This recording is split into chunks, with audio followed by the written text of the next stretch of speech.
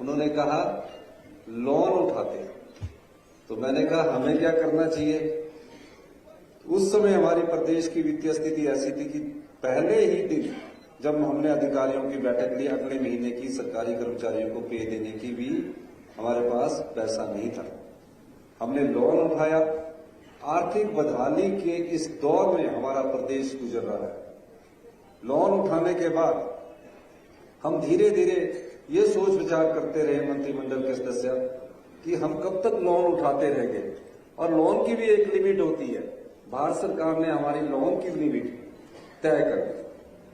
सरकार बदलने के बाद जो डबल इंजन की बात करते थे, उन्हें तो 14,000 करोड़ रुपए का लोन दिया, और हिमाचल प्रदेश की सरकार कांग्रेस की जब से बनी 23-24 में सिर्फ 6600 करोड़ रुपए का लोन हमारे जो SGDP होती है उसके आधार पर उन्होंने रखा। फिर भी हमने हिम्मत नहीं हारी और हमने प्रदेश की अर्थव्यवस्था को 2027 तक पटरी पर लाने के लिए नियम बदले, कानून बदले, और आज 1 साल बाद मैं ये दावे के साथ कह सकता हूं कि हमारी अर्थव्यवस्था 20% के करीब पटरी पर आई है। ये बात मैं क्यों कह रहा हूं, ये बात आपसे जुड़ी नहीं है, लेकिन आपको बताना इसलिए भी जरूरी है कि आज प्रदेश पर तकरीबन 86,000 करोड़ रुपए का कर्जा चढ़ चुका है, और जो सरकारी कर्मचारी और पेंशन भोगी है, कई पेंशन रिटायर्ड कर्मचारी बैठे होंगे, जब 6th पे कमीशन आपको दिया तो उसका एरियर आपको नहीं दिया। उसकी जो लायबिलिटी 10,000 करोड़ रुपए की है वो भी हम पर चढ़ी हुई है। तकरीबन 1 लाख करोड़ रुपए का कर्ज हिमाचल प्रदेश पर आने वाले समय में और चढ़ जाएगा। और आप जितने इस सभागार में बैठे हुए लोग हैं, आप पर तकरीबन सभी व्यक्तियों पर 1,04,000 रुपए का कर्जा चढ़ा हुआ है। इस दृष्टि से हमारी सरकार ने कुछ फैसले किए। अभी हम फैसले कर ही रहे थे कि इतिहास की सबसे बड़ी त्रासदी, सबसे बड़ी आपदा हिमाचल प्रदेश में आन पड़ी। कुल्लू जिला पूरी तरह तहस नहस हो गया, सड़कें टूट गई, बिजली पानी सब बंद हो गया। हमारी सरकार के मंत्रिमंडल के सभी सदस्य, मैं खुद 3 दिन तक वहां कुल्लू में बैठा। 48 घंटे के भीतर हमने बिजली पानी बहाल किया और सड़कों को टेम्परेरी रूप से हमने जोड़ दिया। ये सरकार की कर्तव्यनिष्ठा को दर्शाता है। उसके बाद हमारे 75,000 के करीब टूरिस्ट फंसे हुए थे। 15,000 के करीब उनकी गाड़ियां फंसी हुई थी। पूरे हिंदुस्तान से हमें फोन आ रहे थे, लेकिन हमने उनको भी निकाला। कोई अराजकता का माहौल पैदा नहीं हुआ। जो पानी की बोतल 12 या 20 रुपए की बिकती थी, कुल्लू के लोगों ने और हिमाचल सरकार के सहयोग से उन पर कोई भी पैसा एक्स्ट्रा नहीं लिया गया, और मुफ्त में जो होटलों में ठहरे थे, होटल मालिकों ने भी उनके किराया भी नहीं वसूला। ये हिमाचल प्रदेश की देव संस्कृति थी। लेकिन हमारी सरकार ने उन 75,000 को घर पहुंचाया। 15,000 गाड़ियां अगले 1 हफ्ते में निकाली। उसके बाद सबसे बड़ी विडंबना क्या हुई, चंद्रताल में बर्फ गिर गई। लाहौल स्पीति का एक इलाका है चंद्रताल, वहां बर्फ गिर गई। वहां 4 से 6 फुट बर्फ पड़ी और -4 डिग्री टेम्परेचर था। -4 डिग्री टेम्परेचर में हमने एयरफोर्स की मदद ली। एयरफोर्स ने पहली सोटी लाई, 7 लोगों को लेकर वो आए। दूसरी सोटी के बाद उन्होंने कहा वहां कोई लैंडिंग साइट नहीं है, हेलीपोर्ट नहीं है, इसलिए हम वहां से और 295 जो पर्यटक फंसे हैं उनको लाने में असमर्थता जाहिर की। उन्होंने कहा हम ला सकते हैं, लेकिन कोई दुर्घटना होगी तो उससे हमारे एयरफोर्स का नाम भी बदनाम होगा। हमारी सरकार ने फैसला किया और जगत सिंह नेगी जी और संजय अवस्थी जी को जेसीबी में बैठाकर 295 पर्यटकों को, जिनको अगर एक दिन भी लेट हो जाता तो कोई बड़ी दुर्घटना हो सकती थी, उन 295 पर्यटकों को सकुशल उनके घर वापसी करवाई। इसके बाद अभी हम उभर ही रहे थे कि 14 और 15 अगस्त को हमने कुल्लू जाने का प्रोग्राम बनाया। पूरे हिमाचल प्रदेश में एक बार और तबाही का मंजर देखने को मिला। शिवबोड़ी में 20 लोगों की मौत होगी एक ही दिन में। 14 अगस्त के एक ही दिन में भारी बारिश से तकरीबन 51 मौतें हुई। 51 लोग हमें छोड़कर चले गए। किसी को पता नहीं था कि इतनी तेज बारिश थी। कुमारसैन में भी नुकसान हुआ, शिवबोड़ी में भी नुकसान हुआ, हमारे सोलन जिले में भी नुकसान हुआ, पूरे हिमाचल प्रदेश में इतना नुकसान हुआ कि एक ही दिन में कभी बारिश से 51 मौतें नहीं हुई थी। हमने खुद प्रयास किया और जब पता लगा कि ऊपर शिमला की सारी सड़कें जो संपर्क सड़कें थी, संपर्क सड़कें जो बागवानी क्षेत्रों से निकलती थी, उन सब में भी भारी तबाही हुई है। मैंने खुद चौपाल, कुमारसैन, नारकंडा, झांग, जुब्बल कोटखाई रोड सबका दौरा किया और अगर हम 15 दिन भी लेट हो जाते तो आपका सेब, बागवानों का सेब मंडियों तक नहीं पहुंचता। मैं इसलिए कह रहा हूं, प्रधान आए कि हमें पैसा दे दिया, हमने पैसे खोल दिए, जिस प्रधान ने जितना पैसा मांगा हमने उसको उतना पैसा दिया, पीडब्ल्यूडी विभाग ने जितना पैसा मांगा हमने उसको उतना पैसा दिया। मैं रात के 11-11 बजे बैठकर डिप्टी कमिश्नरों की बैठक लेता रहा। रोहित ठाकुर जी मेरे साथ बैठे, अनुरोध जी मेरे साथ बैठा करते थे। रोज सड़कें निकालने के राठौर साहब को रोज सवेरे फोन पर मुझे फोन करके बोलते थे कि आज कुमारसैन में ये नुकसान हुआ। हमने नुकसान का अंदाजा लगाया, अगर हम थोड़े भी लेट हो जाते तो ये हमारी अर्थव्यवस्था, सेब की जो अर्थव्यवस्था है वो पूरी तरह शटल हो जाती। आप बताइए, एक भी बागवान ऐसा बता दीजिए जिसकी भारी बारिश में सड़क के अवरोध के कारण उसका सेब मंडियों में भी न पहुंचा हो। हमने सारे सेब का एक एक दाना मंडियों तक पहुंचाया। ये सरकार की कर्तव्यनिष्ठा है। उसके बाद सेब के समर्थन मूल्य के लिए मेरे से रोहित जी, नंदलाल जी, बरागटा जी सब मिले। हर बार 50 पैसे बढ़ा दिए जाते थे और हमने कहा 50 पैसे नहीं, आपदा के समय किसी का सेब अगर थोड़ा कहीं सड़ गया है, दागी हो गया है, नुकसान हो गया, हमने ऐतिहासिक वृद्धि की और 1.5 रुपया सेब का समर्थन मूल्य बढ़ाया, जो 10.5 से हमने 12 दे दिए। ये सरकार की कर्तव्यनिष्ठा थी। उसके बाद पूरे हिमाचल प्रदेश से तबाही का मंजर होता गया, चला गया। मैं सब जगह गया और मैं देखता गया तकरीबन 16,000 घर या तो पूर्णतया नष्ट हो गए या आंशिक रूप से नष्ट हो गए। 4,000 घरों को तो इस बरसात ने बहाकर ले गई और 13,000 घर, किसी की दीवार चली गई, किसी का डंगा चला गया। हमारी सरकार ने फैसला किया कि एक एक पाई जोड़कर आम आदमी अपना एक घर बनाता है। हम आम परिवारों से निकल कर आए हुए राजनीति में लोग हैं। मेरे परिवार का कोई व्यक्ति राजनीति में नहीं था, पर मैं दर्द जानता था कि बड़ी मुश्किल से एक घर बनता है। उन घरों को बसाने का दायित्व कांग्रेस की सरकार का था। सरकाघाट गया, मंडी गया, धर्मपुर गया, कांगड़ा गया, हर जगह तबाही। हमने सोचा भारतीय जनता पार्टी के नेता हमारा साथ देंगे। उस तबाही के आलम में भारतीय जनता पार्टी के लोग मांग करते रहे कि आप विधानसभा का सेशन बुलाइए। हमने कहा हम विधानसभा का सेशन बुलाएंगे, लेकिन आप अगर हम पुलिस कर्मियों को जो तबाही से उबरने का प्रयास करने में सरकार की सहायता कर रहे हैं उनको लगाएंगे, कर्मचारियों को लगाएंगे, तो सारा विधानसभा सेशन में सबका ध्यान लग जाएगा। हमने 20 दिन बाद विधानसभा का सेशन लगाया। सेशन में प्रस्ताव आया, हमने उनके प्रस्ताव का समर्थन किया। 3 दिन तक चर्चा हुई कि आपदा प्रभावित परिवारों को स्पेशल रिलीफ पैकेज मिलना चाहिए, राष्ट्रीय आपदा घोषित होना चाहिए। भारतीय जनता पार्टी के नेता उस 3 दिन तक चर्चा में भाग लेते रहे, बड़ी बड़ी बातें करते रहे, लेकिन जब प्रस्ताव को समर्थन करने की बात आई वो चुपचाप बैठे हुए, मूक दर्शक बैठे हुए, खड़े नहीं हुए। आपदा प्रभावित परिवारों के साथ भारतीय जनता पार्टी का कोई विधायक नहीं खड़ा होगा। हमने कहा प्रस्ताव आपने लाया है, आप कम से कम समर्थन तो कर दीजिए, लेकिन हाउस में हमने उस प्रस्ताव का समर्थन किया।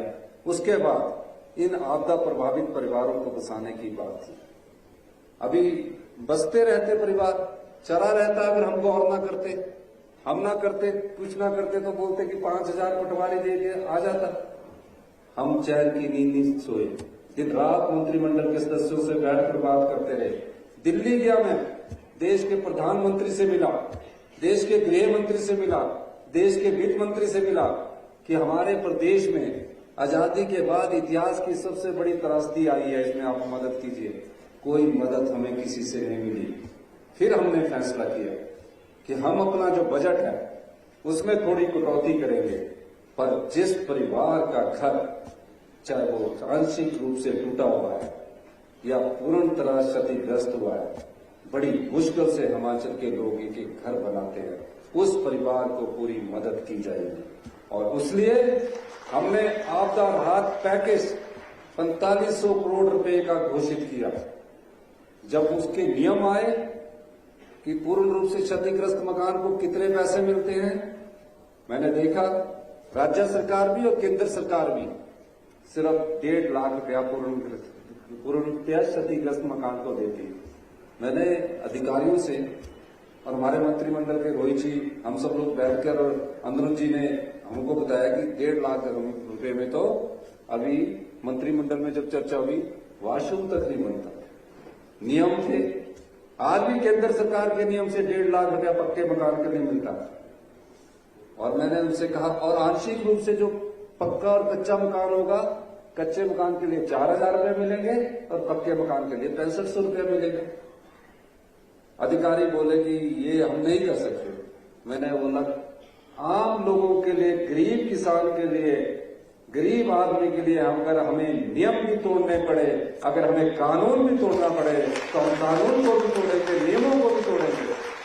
और हमने नियम भी तोड़े, कानून भी तोड़े, और नियम और कानून तोड़ने के बाद जो 1.5 लाख की राशि थी उसको बढ़ाकर 7 लाख रुपया किया, और जो 6500 रुपया मिलता था उसको बढ़ाकर 1 लाख रुपया किया। और काव शेड के लिए सिर्फ 5,000 रुपया मिलते थे, उसको बढ़ाकर हमने 50,000 रुपये किया। तो ये सरकार की संवेदनशीलता ही है कि आपदा अभी खत्म ही हुई थी कि आज हम उसको 3 महीने के अंदर पूरे प्रदेश में आपदा राहत पैकेज बांटने में सफल हुए। हमें कोई मदद नहीं आई है, हमें सिर्फ बजटरी अभी और फायदा अभी दिया है। अब उसके बाद जब आपदा राहत की बात आई तो 7 लाख के बाद हमने एक और फैसला किया, जिसका भी मकान टूटा है, पूर्णतः क्षतिग्रस्त हुआ है, उसको बिजली का कनेक्शन फ्री मिलेगा, उसको पानी का कनेक्शन फ्री मिलेगा, और सीमेंट की बोरी एसडीएम के पास जाएगा, 280 रुपये प्रति बोरी के हिसाब से आपको सीमेंट उपलब्ध करवाएगा। तो पूरा 10 लाख रुपया हम एक मकान वाले को देने जा रहे हैं। ठीक है, उसके बाद ये भी कहा गया कि कई लोगों के तो कच्चे मकान हैं, कच्चे मकान बह गए। कच्चे मकान तो बरसात तेज होती तो वैसे ही टूट जाता है, हम तो जानते हैं। तो कच्चे मकान जो बह गए, पहले तो कच्चे ही मकान होते थे सारी जगह में, तो उनको कहा कि उनको इतना पैसा नहीं दे सकते। मैंने बोला जो जिंदगी भर कच्चे मकान में रहा उसको आप कह रहे कि दोबारा हम कच्चे मकान में ही रहिए। मैंने कहा इस नियम को भी बदल दीजिए, और जो कच्चे मकान में रहने वाला भी था उसको भी 7 लाख रुपए की सुविधा दी। तो हम लोग आप लोगों की सेवा के लिए आए हैं। आर्थिक बदहाली के बाद भी ये प्रदेश जिस प्रकार की विषम क्षमताओं से जूझ रहा है उसमें आप लोगों का सहयोग चाहिए। और आज जब मैं यहां आया, मैंने कहा कि हम शिमला में पहले ही लेट हो चुके हैं। शिमला जिला में आज हम तकरीबन, मैं आपको बताना चाहूंगा कि अभी जो मैंने क्लिक किया इससे उनके घरों में 3 लाख की पहली किस्त चली गई है। 3 लाख के बाद दूसरी किस्त वहां के स्थानीय विधायक अपने स्तर पर उनको बांटेंगे। तकरीबन शिमला में फुली डैमेज हाउस 395 थे, फुली डैमेज हाउस, यानी कि 400 के करीब शिमला में जिन लोगों ने मेहनत करके अपना घर बनाया था वो पूरी तरह नष्ट हो चुका। उनको 7 लाख रुपए की राशि मिलेगी। पार्शली डैमेज जो मकान थे पक्का, वो भी 1028, 1000 जो पक्के मकान थे, उन किसी की दीवार टूट गई, किसी की छत गिर गई, किसी का कुछ हो गया, उनको भी जो 5,000 रुपया मिलता था उसको बढ़ाकर हम 1 लाख रुपया करने किया है।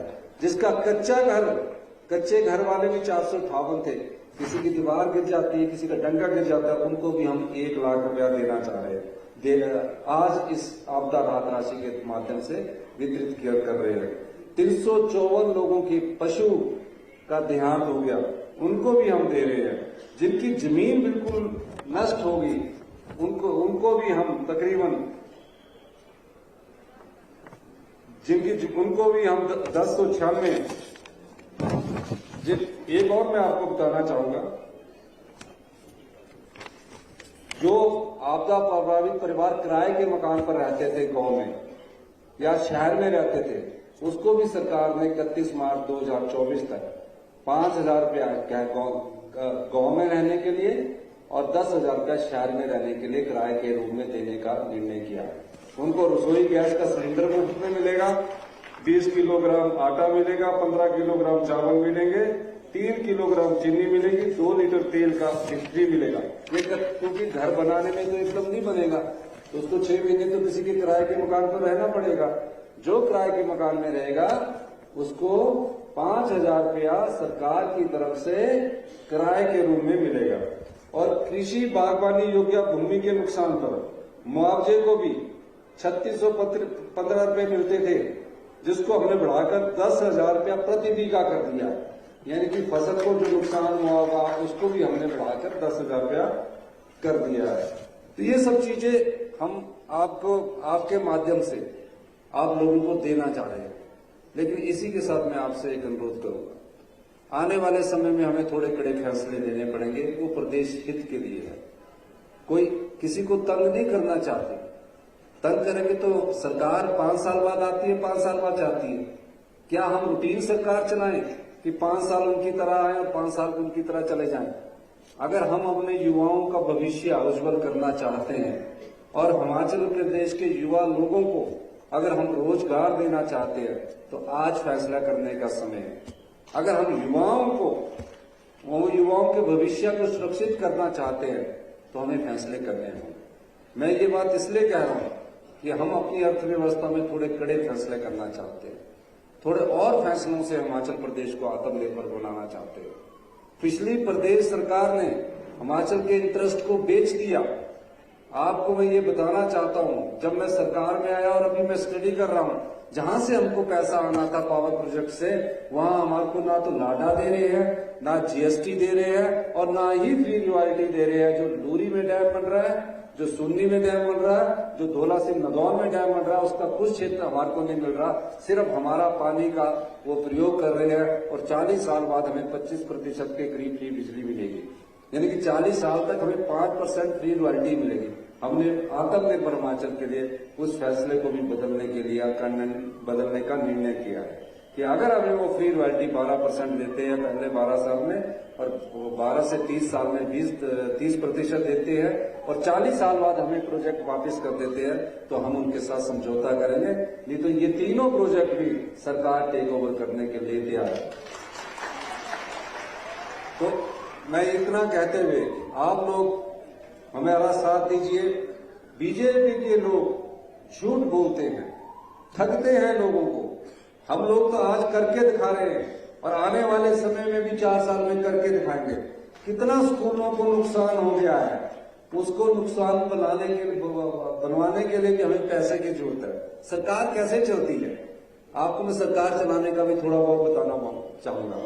अगर आपके पास महीने की आय 10,000 रुपया है, किसी की भी, चाहे वो सरकारी कर्मचारी है, बागवानी है, उसी तरह सरकार की भी आय होती है।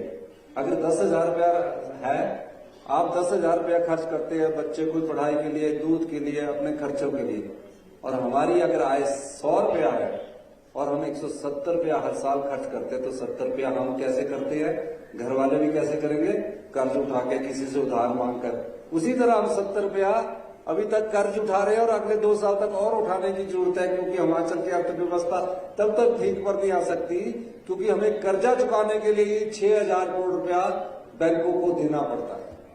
लेकिन इस दृष्टि से हम सोच रहे हैं कि 5 साल में हमारी अर्थव्यवस्था पटरी पर आए, और आने वाले 10 सालों में मैं आपको कह के जा रहा हूं, क्योंकि इस आलू ग्रोड की जनसभा में हमने पहले भी किया, आने वाले 10 सालों में हम हिमाचल प्रदेश को हिंदुस्तान का सबसे समृद्धशाली राज्य बनाएंगे और अमीर राज्य बनाएंगे। इस दृष्टि से हमारी सरकार काम कर रही है। इसी के साथ राठौर जी ने एक और मांग की है मैं तो काफी आता रहता हूँ। एक बारी सिंघा साहब भी मेरे पास आए कि बहुत बड़ा नुकसान हुआ पंचायतों को, आप कीजिए। हमने कहा हम बिल्कुल मदद करेंगे। और उसे अभी वैसे राठौर साहब ने जब हमसे मांग की और राठौर साहब ने ये कहा कि मेरे यहाँ फायर ब्रिगेड का भवन होना चाहिए, और एक और मांग की इन्होंने। राठौर साहब, आपके संबंध में मैं कहना चाहता हूं, राठौर साहब हमेशा इतने कागज लेके जाते हैं, उसमें कई हर रोड का नाम लिखा होता है, हर हॉस्पिटल में कितने डॉक्टर चाहिए वो लिखा होता है, जितने पीएससी चाहिए उसमें लिखा होता है। मैं जो डिस्ट्रिक्ट हॉस्पिटल की आप बात कर रहे हैं उसकी मैं स्टडी करवाऊंगा, और जहां तक फिजिबल होगा उसके बाद मैं आपको बताऊंगा। लेकिन जो यहाँ आपने मुझे कहा है कि डॉक्टरों की कमी है, अल्ट्रासाउंड की कमी है, उसको हम तुरंत प्रभाव से जल्दी आने वाले समय में पूरा करेंगे, क्योंकि अभी हमें एक ज्ञापन भी नीचे दिया गया है।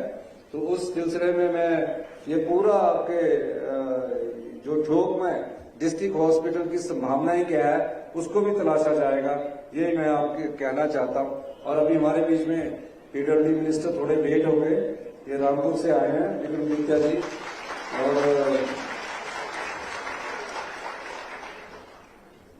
तो ये शब्द मैं कह के कि ठोक में और भी अभी हम आने वाले समय में जो भी काम होंगे उनको करेंगे। और जो फायर ब्रिगेड की बिल्डिंग के लिए आपने जो कहा है उसको तो मैं स्वीकृति प्रदान करता हूं, और जो डिस्ट्रिक्ट हॉस्पिटल है उसका एक सर्वे होगा। जब तक वो सर्वे पूरा होगा तब तक यहाँ जो डॉक्टरों की कमी है उन कमियों को मैं पूरा करूंगा। जो अल्ट्रासाउंड की मशीन खराब पड़ी है, क्या वहां नई अल्ट्रासाउंड की मशीन लानी है?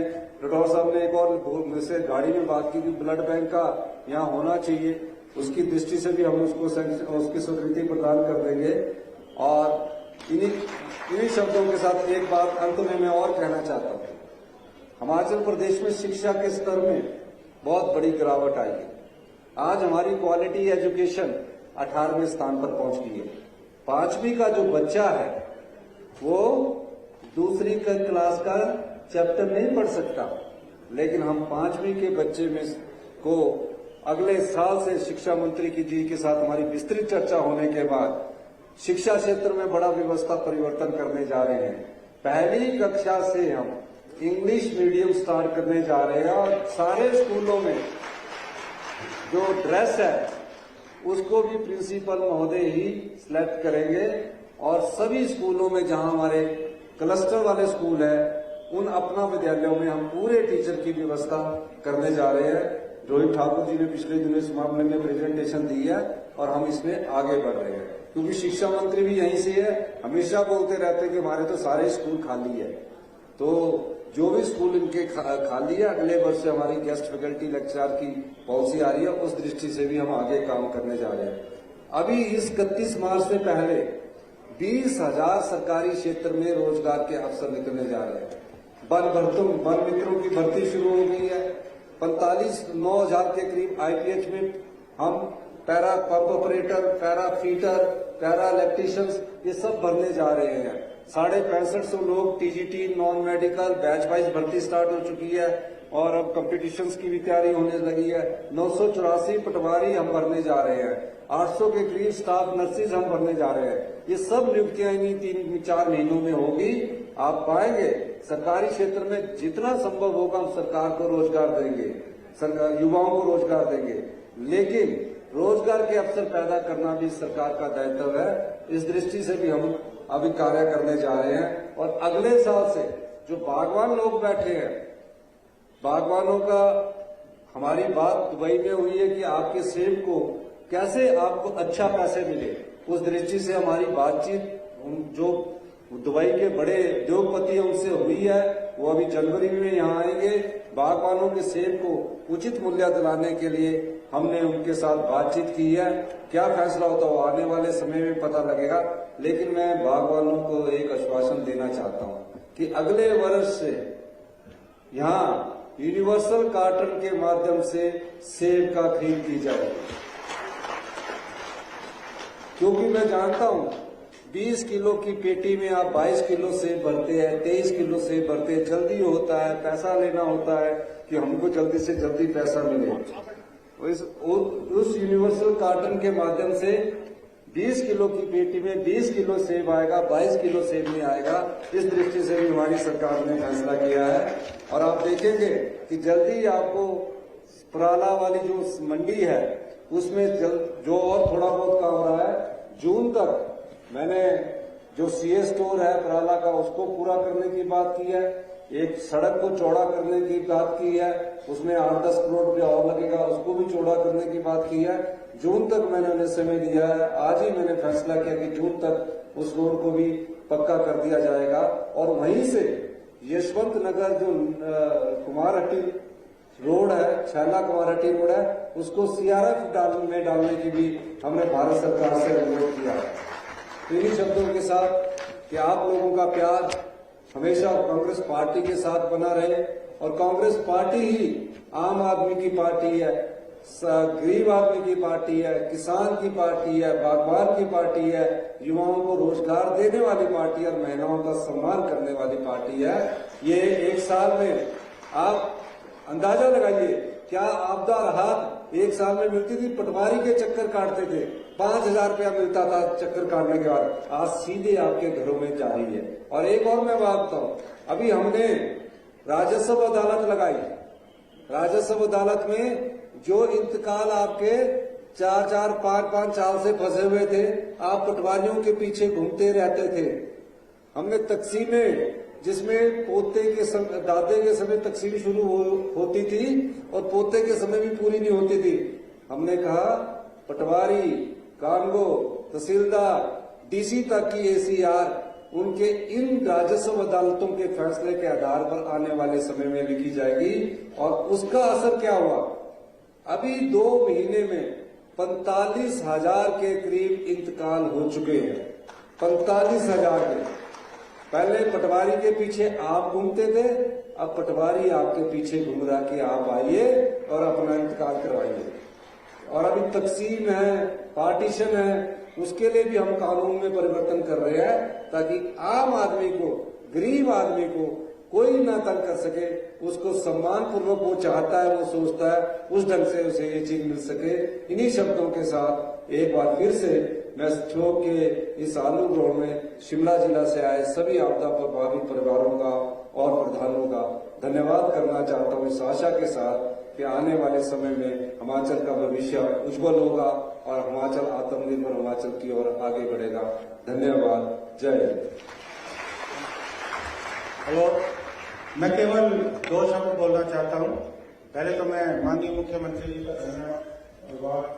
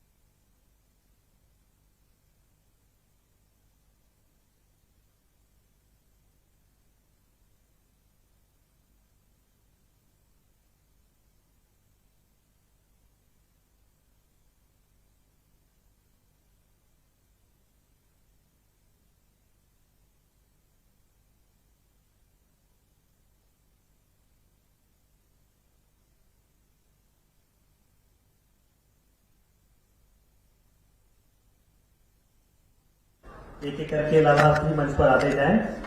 प्रेमचंद, आप सबको ये सूचना दे दूं कि सभी लाभार्थियों को राहत राशि उनके बैंक खातों में दे दी गई है। जैसे ही माननीय मुख्यमंत्री जी ने उन्होंने रिमोट का बटन दबाया था, उससे सभी लाभार्थियों के खातों में राहत राशि जा चुकी है। ये सिर्फ कुछ लाभार्थियों को यहाँ चेक दिए जा रहे हैं। सबसे पहले ठियोग से प्रेमचंद जी, बजरंग बहादुर जी, केदार सिंह जी, संतोषी जी।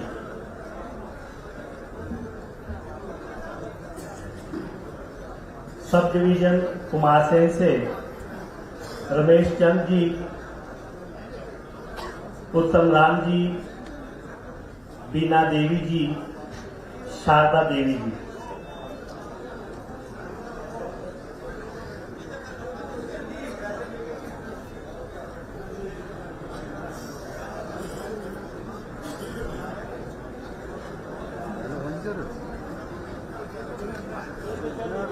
एक बार फिर सब डिवीजन ठियोग के नाम ले रहा हूं। प्रेमचंद जी, बजरंग बहादुर जी, केदार सिंह जी, संतोषी जी। आगे जाना पड़ना है। कुमार सिंह से रमेश चंद जी, उत्तम राम जी, बीना देवी जी, शारदा देवी जी। आगे सब डिवीजन रामपुर से चंद्र सिंह जी, मोहन लाल जी, सतीश चंद, नंदलाल जी।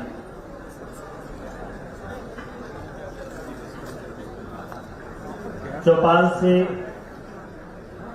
बलवंत सिंह जी, जयकिशन जिंटा, प्रेमचंद जी, श्याम सिंह जी।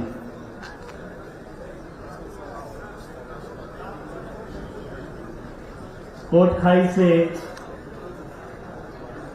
मूलचंद जी, नेकराम जी, सुमित सरेख, रामेश्वर जी।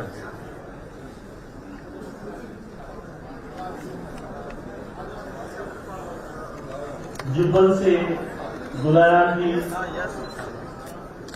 भगवान सिंह जी, मनसुख जी, शुक्र राम जी।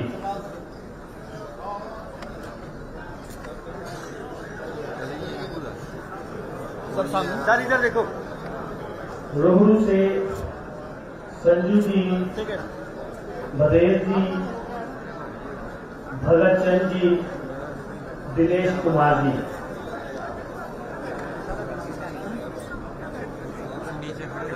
कुंभी से रूप सिंह जी, त्रिलोक चंद जी, संतोष कुमार जी, दलीप सिंह जी। इसी प्रकार डोगरा कवास से लक्ष्मण सिंह जी, छोटू रौला।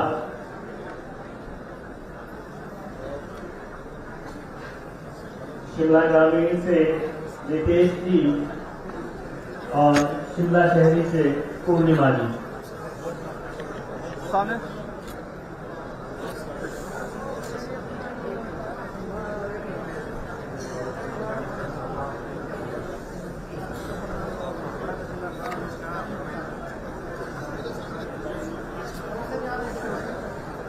बार एसोसिएशन माननीय मुख्यमंत्री महोदय जी के सहपाठी जो उन्हें सम्मानित करना चाहते हैं, कृपया मंच के समीप आ जाएं।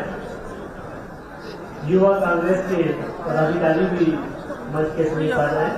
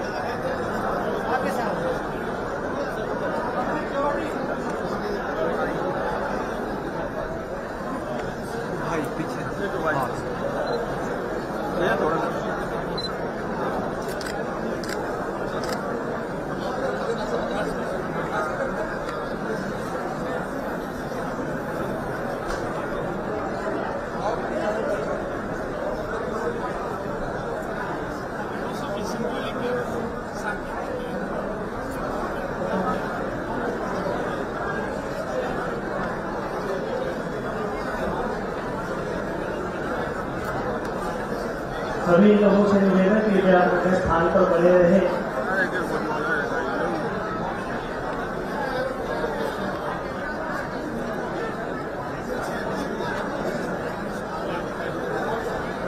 लाभार्थियों को जिन्हें चेक लिस्ट प्राप्त कर चुके हैं कि वे अपने स्थान पर वापस बने रहे। सारे खाने हैं